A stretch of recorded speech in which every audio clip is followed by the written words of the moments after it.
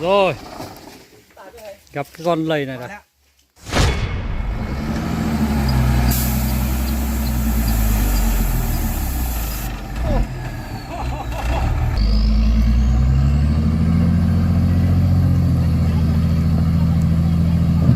Ô, lên rồi.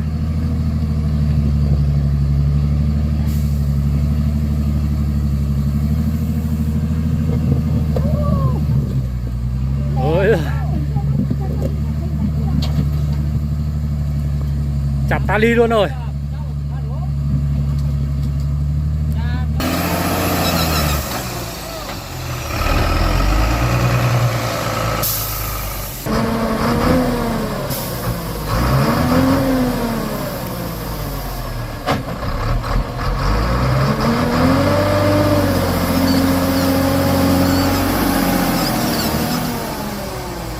Cả cầu rồi.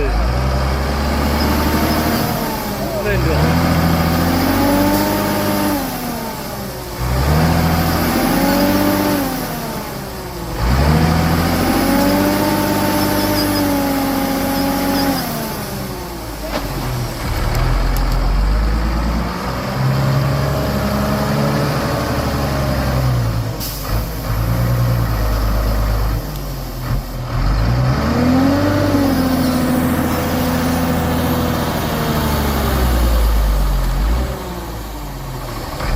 Rồi, kéo cáp thôi.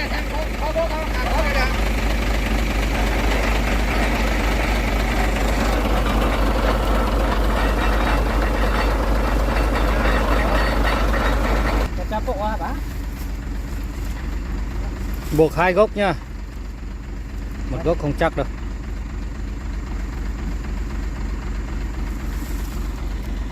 Rồi.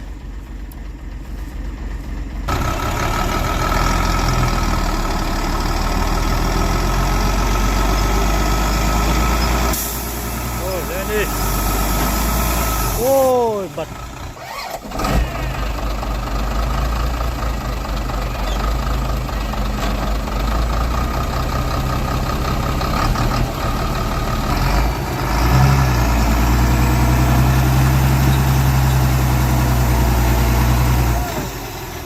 Không ăn thua, lại bục luôn.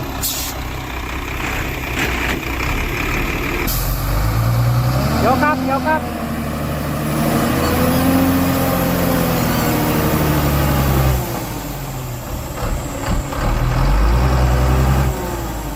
Không nhúc nhích được.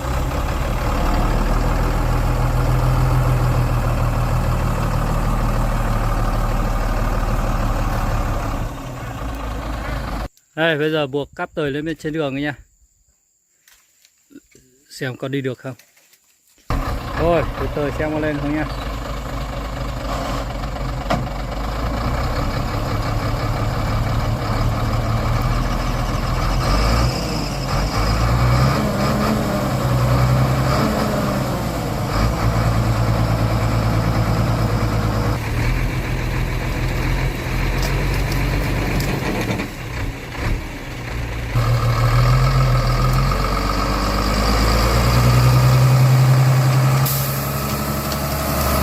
Ô, kéo cái cáp cái.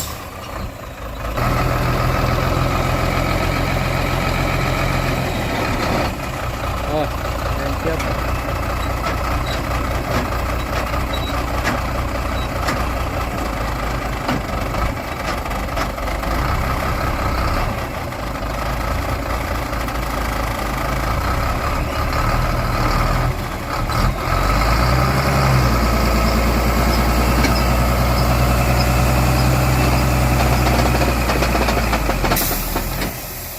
Ôi rồi, đứt cáp đấy.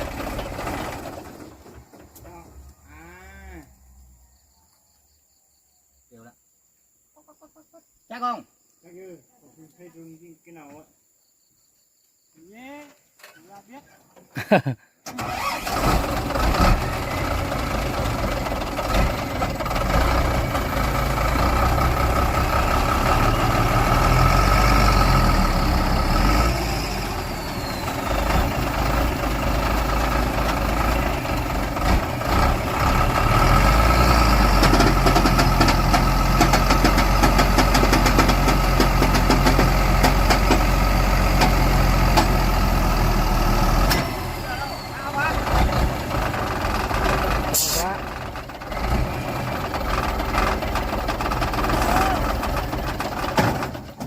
Không được, không được. Cao quá, ta xách cái đồ xe lên nè.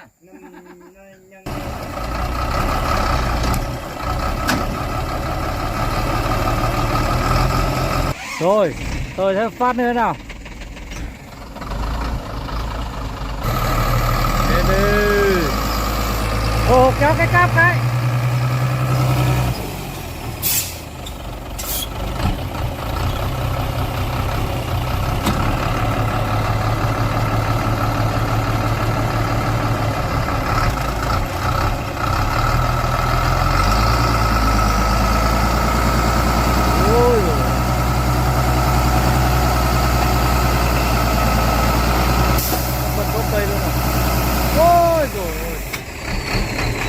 Bật gốc cây à?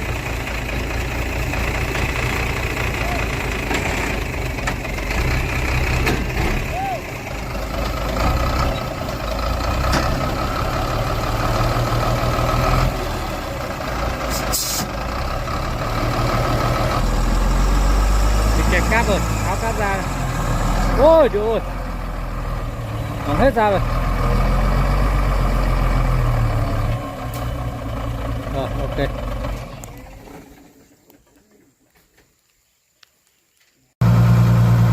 Kéo thêm lần nữa, gần 60 mét, tít từ đằng kia.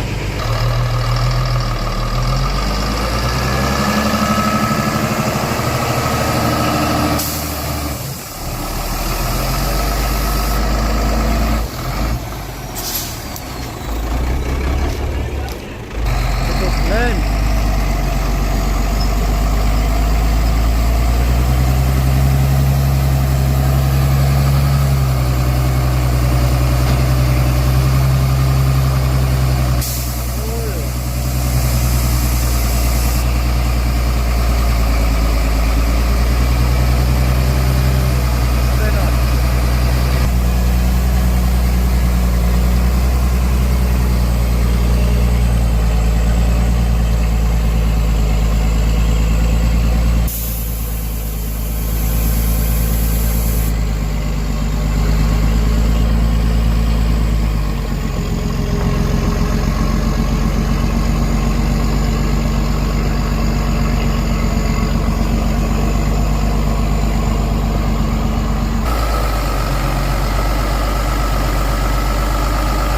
Mưa nha.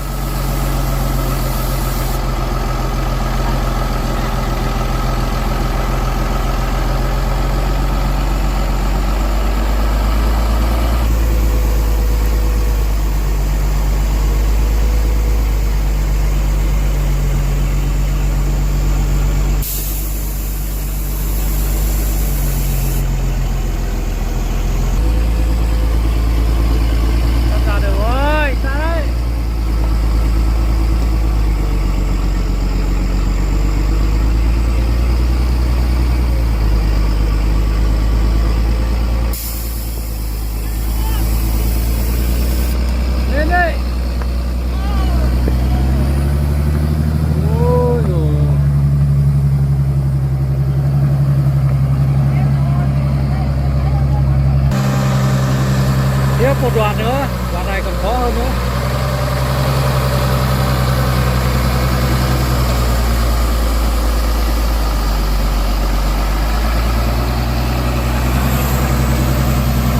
Ôi trời ơi.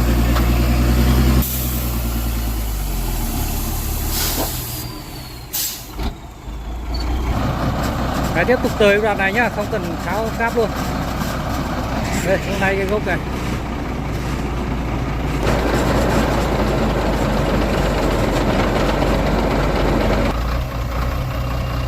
Rồi, lên đi.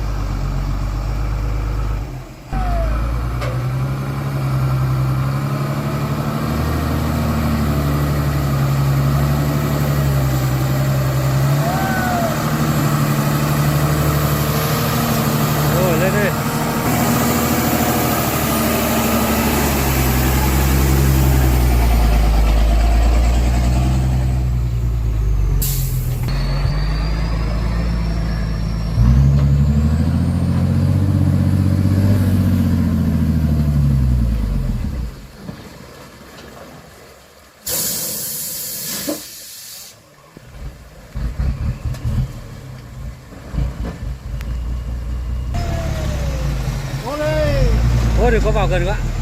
Cố lên. Đừng có vào gần quá. Cái này là khó không.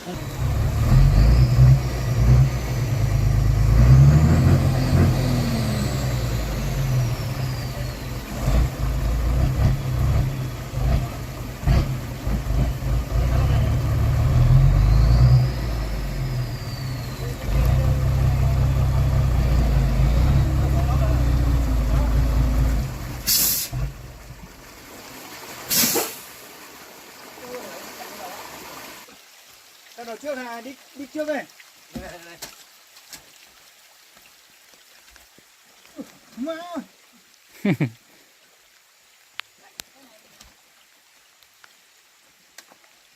Cho cái này ra ngoài lót ngoài kia luôn ấy.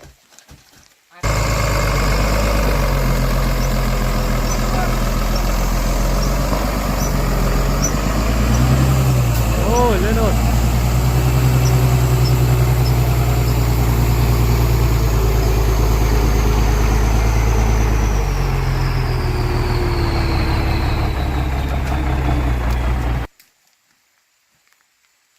Đẹp một xíu thôi mà.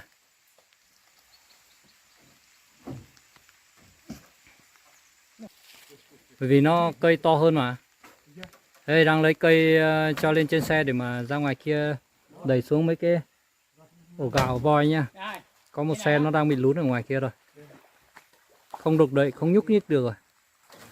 Cái của người ta không lấy mày lấy.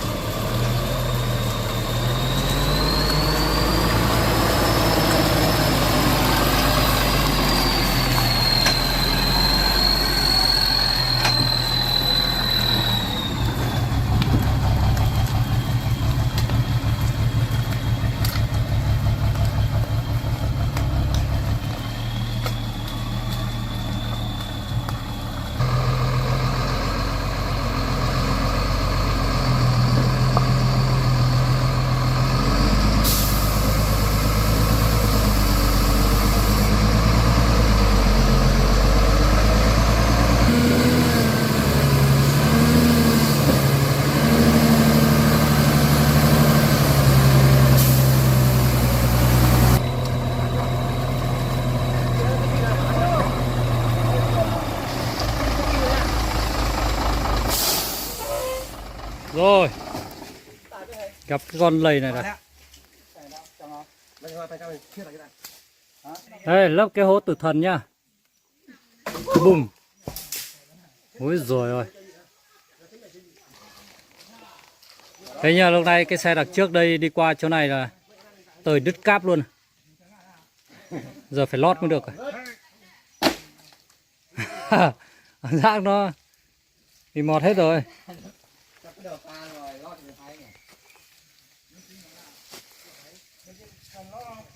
Cả cầu luôn nhá. Mấy cái chỗ này rất là sâu luôn. Quăng văng một cây tút ở trên vừa nãy bị tời xe về mà. Đấy. Rồi như thế là ok rồi. Để sát bờ bên trên kia. Bên trên. Đó. Rồi bắt đầu cứu hộ cái con xe bị đứt cáp này nha.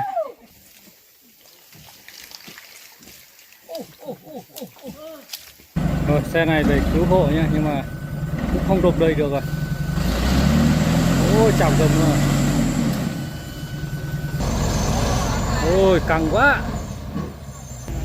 Ôi rồi.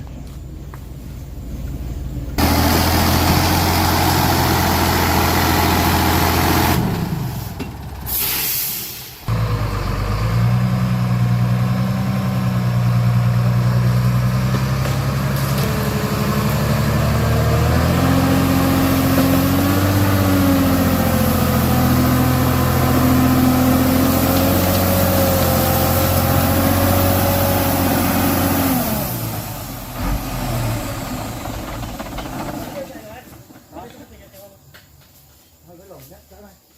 Cái đây bóp cho nó quanh trên.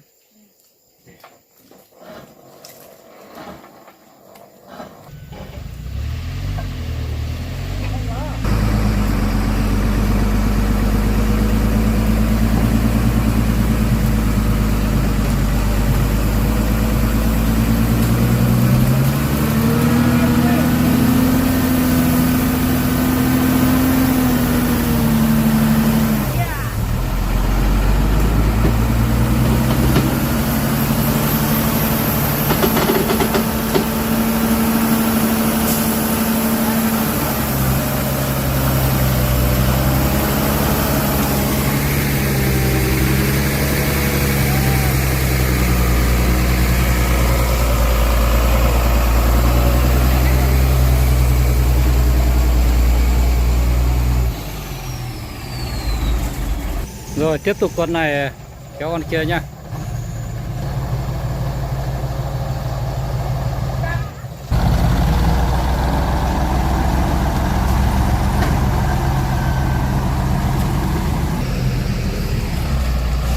Rồi đến xe này nhá. Ô, đất.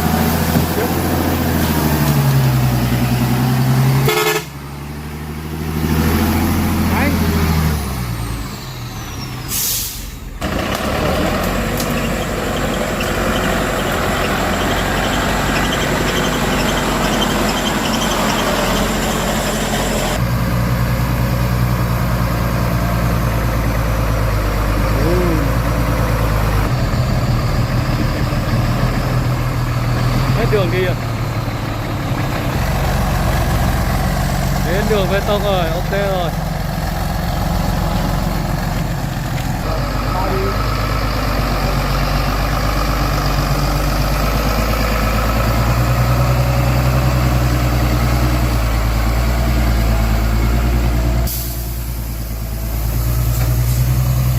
Rồi, ok rồi.